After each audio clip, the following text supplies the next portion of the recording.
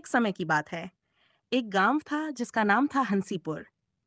इस गांव में एक मजेदार लड़का रहता था जिसका नाम था बबलू।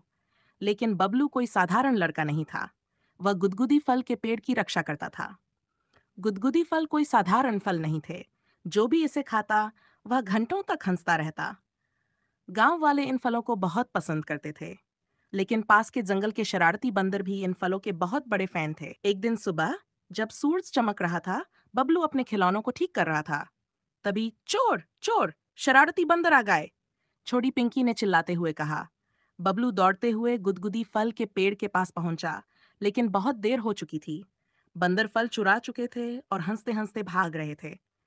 अरे नहीं, बबलू ने कहा, अगर गुदगुदी फल नहीं रहे तो हमारा गांव बहुत बोरिंग हो जाएगा।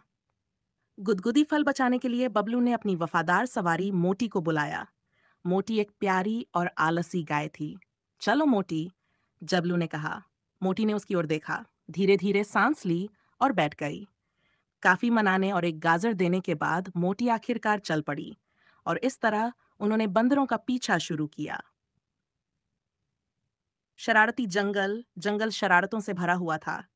पहले बबलू एक केले के छिलके पर फिसल गया और सीधे कीचड़ में जा गिरा। छपाक! ये केले हमेशा मुझे फिसला देते हैं, उसने गुस्से में कहा। फिर मोटी लताओं में फंस गई और उसके सिर पर एक पत्तों का मुकुट बन गया। तुम तो रानी जैसी लग रही हो, बबलू ने मजाक किया। मोटी ने अपनी नाक से गुस्से में फूं फूं किया। आखिरकार वे बंदरों के पेड़ के घर तक पहुंच गए। बंदर वहां गुदगुदी फल फेंक फेंक कर खेल रहे थे। रुको वहीं, बबलू ने गुस्से में कहा। बंदर एक पल के लिए रुके और फिर उन्होंने एक गुदगुदी फल उसके ऊपर फेंक दिया। फल उसके सिर पर चिपक गया और चटाक, गुदगुदी फल का जादू तुरंत काम कर गया।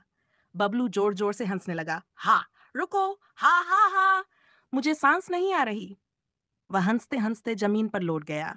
उसे हंसता देख बंदर भी हंसने लगे, यहाँ तक कि मोटी भी जोर जोर से मम करने लगी।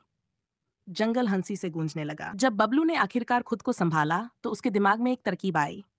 सुनो बंदरों, अगर तुम फल वापस कर दो तो मैं तुम्हारे पेड़ के घर को रंग बिरंगे रंगों से सजा दूंगा।